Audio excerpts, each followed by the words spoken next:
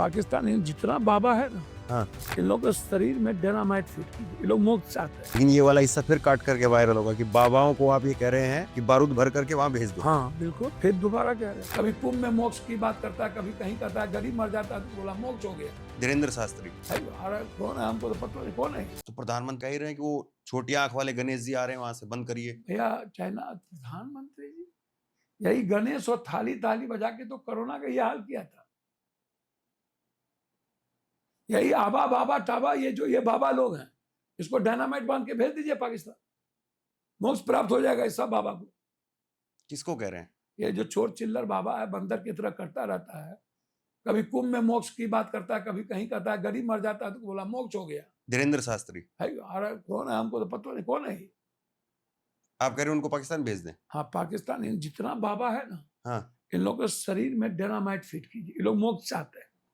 और पाकिस्तान आतंकवादी जगह देखिए, हम इस्लामाबाद कब कब्जा करेंगे, जब बाय रोड जाएंगे, ऊपर से कब्जा नहीं कर सकते। 71 में इस्लामाबाद मेरी फोर्स पहुंची थी, 72 में बाय रोड गए थे, 11 दिन लगे थे, 7 दिन। समझ रहे हैं, हमारे युद्ध हुआ है। हम ट्वीट पर, हमारे कोई प्राइम मिनिस्टर ने सीज फायर नहीं किया। लेकिन ये वाला हिस्सा फिर काट करके वायरल होगा कि बाबाओं को आप ये कह रहे हैं कि बारूद भर करके वहां भेज दो। हाँ बिल्कुल, फिर दोबारा कह रहे हैं, बाबा लोग मोक्ष चाहते हैं ना, वह हिंदू राष्ट्र चाहते हैं। नहीं वो कह रहे हैं, लेकिन अगर अरे भाई वो हिंदू की रक्षा चाहते हैं ना। 11 साल में जो आदमी अपनी देश की रक्षा नहीं कर सका, तब भी कहता है कि देश खतरे में है, हिंदू खतरे में है। मुगल के समय हिंदू खतरे में नहीं था, अंग्रेज के समय हिंदू खतरे में, जबकि वो पैसा ले जा रहा था। हमारा हिंदू आज खतरे में है, हाँ? ये 11 साल में कौन चीज का 56 इंच का सीना है, बताइए ना। तो इसीलिए ये जितने बाबा लोगों को ये मार्केटिंग हो रही है, गणेश परिक्रमा, इन बाबाओं को, कुछ को आधा को भेज दीजिए, वो जो बंदर वाला है जो मोक्ष चाहिए उसको चाइना भेजिए। धीरेन्द्र शास्त्री को चाइना भेज दें। जी, उसको चाइना। राम रहीम ये सब इधर जितना उच्चा टुच्चा है, इस सबको भेज दीजिए पाकिस्तान, और सबको फिक्स कर दीजिए, और वहां आतंकवादी कैंप खत्म कर दे। चाइना का जो हम लोग का जमीन हड़पा हुआ उसको खत्म कर दे। हम गाँव मूर्ति लगा देंगे इन लोग का। केस करवा देंगे धीरेन्द्र शास्त्री आप? कौन है धीरेन्द्र, तो नाम ही नहीं जानते हैं किसी का, और हमके केस थे, बाप रे बाप, हद हो गया। आप तो ऐसा निशन बात बोलते हैं। हालांकि ये टॉपिक हमें बाद में करना था, लेकिन आपने जिक्र छेड़ दिया, तो सीज फायर पे आप सरकार को जिक्र पास हमने नहीं छोड़ा, मोदी जी का जिक्र छेड़ दिया ना। तो सीज फायर पे सरकार को कामयाब नहीं मानते? आंतरिक सुरक्षा पर सरकार को किसने कामयाब माना? क्या हो गया जेम्स बॉन्ड डोवाल का? चुटकी में अमेरिका से जा रहे हैं सेना, हमारे सेना को तो 1000 पीओके लेने की, 1000 चाइना से लड़ने की औकात है। हमारा देश कुछ भी कर सकता है। ये कौन सा व्यापारी के लिए समझौता हुआ? बिहार रेजिमेंट आधा खाली, सिख रेजिमेंट आधा खाली, राजपूताना रेजिमेंट आधा खाली। 72-71 में जिसने जीत दिलाई वो आधा खाली, और मेरे पास वेपन है ही नहीं, कुछ है ही नहीं। जो वेपन उसके पास है वो वेपन मेरे पास नहीं है। चाइना सबसे लेटेस्ट वेपन देती है। जो ड्रोन तुर्की के पास है वो ड्रोन किसी के पास नहीं। और अब सिंदूर का सौदा का क्या मतलब? क्यों सिंदूर की बात करेंगे आप? नहीं, लेकिन वो कह रहे हैं कि हम अपनी 11 साल की उपलब्धि बता रहे हैं, इसलिए कौन चीज की उपलब्धि? क्या हुआ? डॉलर का क्या हुआ भाइयों? रुपया की वैल्यू क्या हुआ? रुपया क्या हुआ? शेयर मार्केट क्या हुआ? ब्लैक मनी क्या हुआ? जाली नोट क्या हुआ? नोटबंदी के बाद कितने लोग मरे, कितने मुसलमान मरे, कितने हिंदू मरे? एक भी मुसलमान नहीं मरा। उसकी नोट तट की तरफ रखती रह गई। वो तब भी ब्याज सूद नहीं खाता है। क्या हुआ? क्या हुआ 15 लाख रुपया? क्या हुआ 2 करोड़ रुपया? क्या हुआ स्टार्टअप? क्या हुआ स्किल? क्या हुआ? क्या हुआ मेरी इकोनॉमी? क्या हुआ हमारी फैक्ट्री? कहां है हमारा एजुकेशन सिस्टम? क्या हुआ फार्मर्स का? क्या हुआ मार्केट का? समझौता कर लिए, चुनाव लड़ लिए, फिर फार्मर्स को रोड पे छोड़ दिए। ये कभी सुना आपने? यूरिया नहीं, डीएपी नहीं। क्या हुआ? शुद्ध पानी नहीं, शुद्ध हवा नहीं। जो दिल्ली को बना नहीं सका, दिल्ली सुरक्षित जितना दिल्ली बना, आज सुरक्षित नहीं है। बनारस में आप पीएम हुए, क्या हुआ? क्या हुआ बनारस की नदियां की? क्या हुआ जमुना की नदियां की? डीयू किसका? जेएमयू किसका? एएमयू किसका? पीएचयू किसका? जामिया किसका? सब कांग्रेस के। ठीक है, आपने क्या दिया? आपने कौन सा वेपन लाया? राफेल लेके आया। भाई तो मैंने कहा 11 साल में आप एक राइफल लाए, उस पर भी बदनामी। और पूरी दुनिया को नेहरू से लेकर इंदिरा गांधी, लाल बहादुर शास्त्री से लेकर के मनमोहन सिंह जी ने, ये जो बिजली जल रही है ना। लेकिन मोदी जी तो कह रहे हैं कि भाई चुपचाप से या तो रोटी खाओ वरना मेरी गोली खाओ। सर एक बात बोलूं, पाकिस्तान को सीधी धमकी एक बात बोलूं, 11 साल में जिसके रहते हिंदू की खतरा, देखिए घीकर भूखी। कौन कह रहा है गोली? हम तो कह रहे हैं कि जल्दी से परमाणु गिरा दो, लेट मत करो। कोई रोक रहा है? पाकिस्तान पे प्रमुख गिरा दो। जहां उसका आतंकवादी और आतंकवादी को जो सपोर्ट करता है वहां पर परमाणु गिराओ। लेकिन कह रहे हैं 100 आतंकवादी मार दिए। भैया 100 आतंकवादी दुनिया में है, हमारे सेना को 100 आतंकवादी मारने की औकात थोड़ी है। हमारे सेना को लाखों आतंकवादी को खत्म करने की ताकत है, लाखों। हमारी सेना कुछ भी कर सकती है। इतने पराक्रमी है, इतने सोच है। हम चुनाव लड़ सकते हैं, हम सत्ता के लिए इंसान को, इंसानियत को खत्म कर सकते हैं, भारत को बांट सकते हैं, हम मरवा सकते हैं, हम पूंजीपति को सारा दौलत दे सकते हैं चुनाव के लिए, सारा चंदा ले सकते हैं। बांग्लादेश को अपने व्यापारी के चलते हम बर्बाद कर सकते हैं, जिसको इंदिरा गांधी ने भारत का दोस्त बनाया। लेकिन लड़ने की जिगरा अब हमारे पीएम सीएम किसी में नहीं है, वो खत्म हो गई। मोदी जी में जिगरा नहीं है, शायद किसी में नहीं। मोदी जी की बात हम नहीं करते। 56 इंच की तो दिख गया नोटबंदी में, जीएसटी में, किसान में, ब्लैक मनी में, डॉलर में, रुपया में, शेयर मार्केट में, आम आदमी की इकोनॉमी में, पर कैपिटा इनकम में। जहां जाते हैं कहते हैं मैं नंबर 1 बनाऊंगा बेंगलोर, मैं नंबर 1 बनाऊंगा मध्य प्रदेश, मैं नंबर 1 बनाऊंगा छत्तीसगढ़, मैं नंबर 1 बनाऊंगा उड़ीसा। अरे बा, झूठ कितना बोलते रहो। चलिए इस पे सिर्फ एक सवाल रखेंगे, उसके बाद अब वापसी लौटेंगे हम। पुलवामा के बाद में 2019 जीत गए मोदी जी। मैं आपसे एक छोटा सा रिएक्शन चाह रहा हूँ। ये अभी जो ऑपरेशन सिंदूर या पहलगाम का हमला, इसके बाद में आप देश का मूड मिजाज क्या समझ रहे हैं? सर पूरी दुनिया मोदी जी की धुरछी किया। राहुल गांधी जी ने जो कहा वो सच हुआ।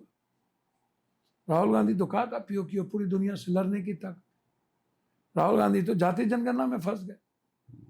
राहुल गांधी ने कहा था करा के लेंगे। ठीक है। और सीज फायर के बाद अब 15 दिनों तक चुप रहना और अपने व्यापारी दोस्त के लिए भारत के आत्म स्वाभिमान और सम्मान के साथ खिलवाड़ करना, और उसके बाद फिर सिंदूर का राजनीतिकरण करना, ये किसी को पसंद नहीं है। अब ये थोड़ा सा इंटरव्यू फॉर्मेट में हो जाएगा, हम वापसी लौटते हैं थोड़ा सा। ये मैंने जैसे शुरुआत की थी, या हम जंप कर गए थोड़ा। आप कोरोना में खूब मदद कर रहे थे, इसमें कोई शक नहीं। बाढ़ आती है तो आप खूब मदद करते हैं। 500 रुपए के नोट, आपके हाथ में गड्डियां, आप गाड़ी की जो सनरूफ है उससे बाहर निकलते हैं और पैसा बांटते चले जाते हैं। आपके विरोधी कहते हैं कि कभी सरकार पप्पू यादव जी की जांच नहीं करवाती, पैसा कहां से आता है? भैया क्या दिक्कत है? ना मेरा कोई अकाउंट, ना मेरा कोई लेना ना देना, ना कोई फैक्ट्री, ना कितना पैसा बांट देते हैं आप? कोई दिक्कत, जितना लोगों को जरूरत होती है उतना दोस्त देते हैं, परिवार देता है। साल भर में कितना बांट देते हैं? कोई अंदाजा है? डेली जो जिस आवश्यकता के अनुसार, किसी को लौटने नहीं देते। किसी गरीब को लौटने नहीं देते। हर घटना में मदद करते हैं, हर गरीब की मदद करते हैं। शादी हो, अस्पताल हो, घटना घटे, कोई अनंत कथा है, अनंत कथा। सेवा का कोई लिमिटेशंस नहीं है, और कितना कितना कुछ नहीं होता। कभी 2 लाख, कभी 1 लाख, कभी 10 लाख, कभी 20 लाख, कभी करोड़ों। रोजाना का। हाँ, डेली खाना 300-400 आदमी सब जगह खाते हैं। कभी दिल्ली में, कभी पटना में, कभी जाके देखिए ना, उसमें कौन बात है। आपको आज कभी जो लोग विरोधी कहते हैं वो तो सब लुटेरा, सब लुटता तो है ही। सबके पास पैसा है, अरबों खरबों रुपया है नेता के पास, वो लोग क्यों नहीं बांटता है? हम मदद करते हैं तब तेरे मिर्ची क्यों लगती है? हम लूट के लाते हैं, कूट के बांट देते हैं। कोई दिक्कत?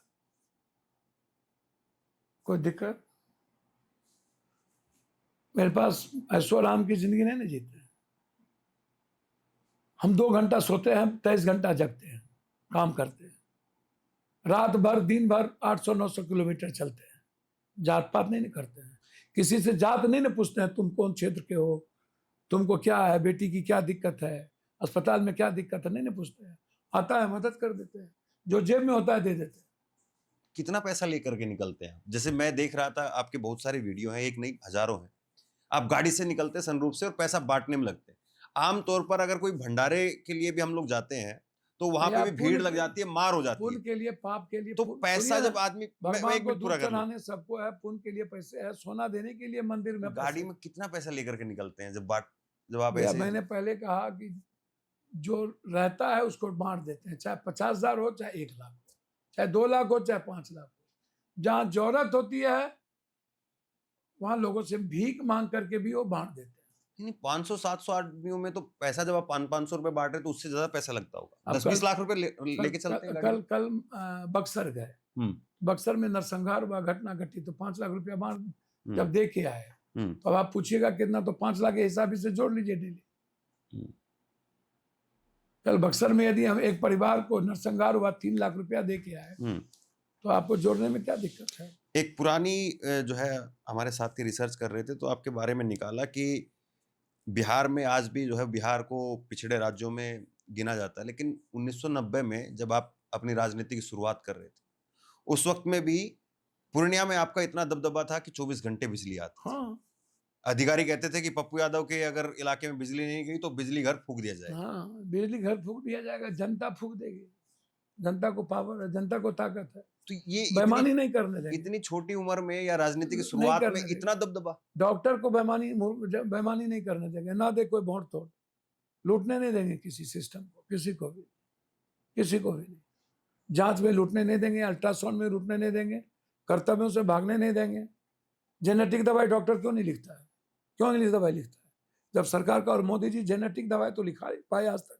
56 इंच का सीना है, कॉमन एंड कंपलसरी एजुकेशन और हेल्थ नहीं कर पाए, 1 नेशन 1 हेल्थ नहीं कर पाए। कांग्रेस तो कर दिया, 1 नेशन 1 इलेक्शन आएगा, वन, लेकिन वही तो मैं कह रहा हूँ। तो इसीलिए आम आदमी के लिए मैं कुछ भी कर सकता हूँ, अपने आप को खत्म कर सकता हूँ। जब कुछ भी पैसा नहीं होगा तो अपना शरीर बेच दूंगा। मेरी संपत्ति पर किसी का अधिकार है, वो जनता का है, जिसको मैं भगवान मानता हूँ, किसी और का नहीं। बड़ी बात है। किसी और का।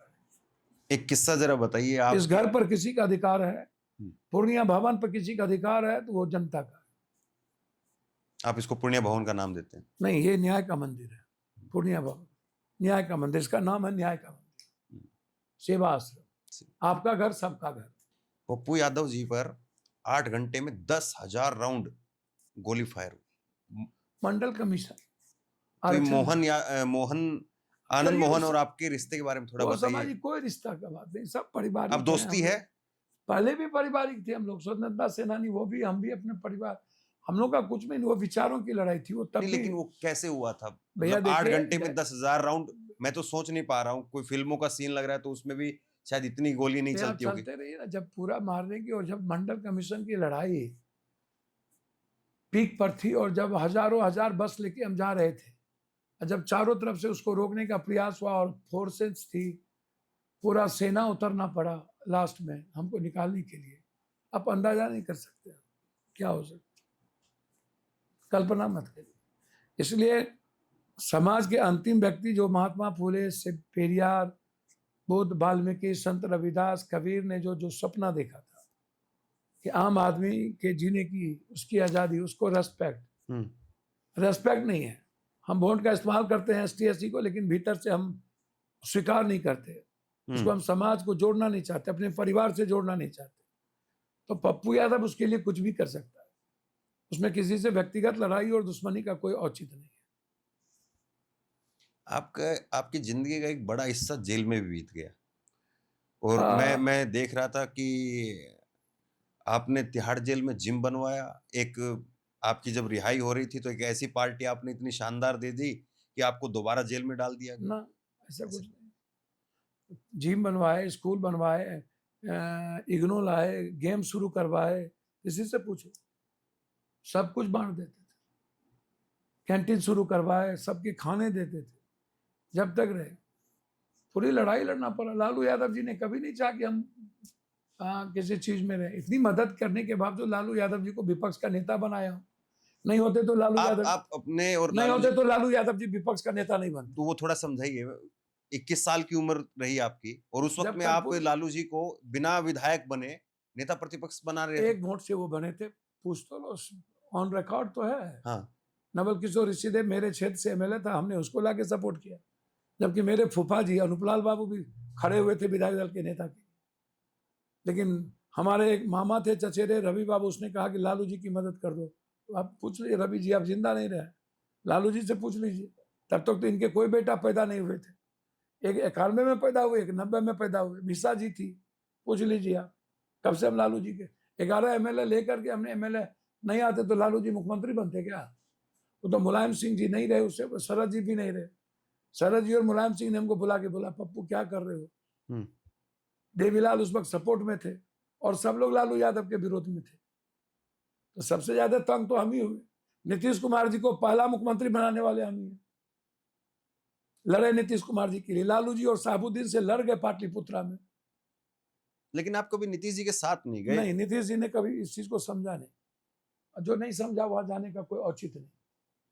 आप लालू जी के साथ गए, आप मुलायम सिंह जी के साथ गए, आप कांग्रेस के साथ भी चले गए, कभी नीतीश जी के साथ नहीं गए? नीतीश जी को जब जरूरत थी तो हम नीतीश जी के साथ खड़े थे। वैसे लेकिन पार्टी में शामिल नीतीश जी का व्यक्तिगत सबसे ज्यादा इज्जत मैं करता हूँ। मुलायम सिंह के बाद और जॉर्ज के बाद किसी की सबसे ज्यादा इज्जत करता हूँ तो नीतीश जी, और सम्मान करता हूँ मैं लालू यादव का, क्योंकि उस व्यक्ति ने निचले तबके के लोगों के लिए को देखा, उसने जीने का प्रयास किया और लोग नहीं। नीतीश जी एग्जीक्यूट किए। मुलायम सिंह, लालू यादव, नीतीश जी, रामविलास जी की इज्जत भी मैं बहुत करता हूँ। नीतीश जी अगर रामविलास जी रियल में लीडर थे। मुलायम सिंह रियल में लीडर। आप समझिए। नीतीश जी अगर 2024 के चुनाव से पहले अगर उधर नहीं जाते तो आपको क्या लगता है फिर आज क्या होता? Rahul Gandhi prime minister at any cost, हर परिस्थिति। ये किसकी गलती रही या किसकी कमी रही जो नीतीश जी उधर गए, या उनकी खुद की महत्वाकांक्षा थी? महागठबंधन को समझना चाहिए। उनकी बहुत महत्वाकांक्षा नहीं थी। महत्वाकांक्षा सबकी होती है। नीतीश कुमार जी एज प्रोसेस में चलते रहे, ईमानदार है। हम नीतीश जी की गलती के बनस्पत हम कहेंगे कि हम लोग से कोई देरी हो गई।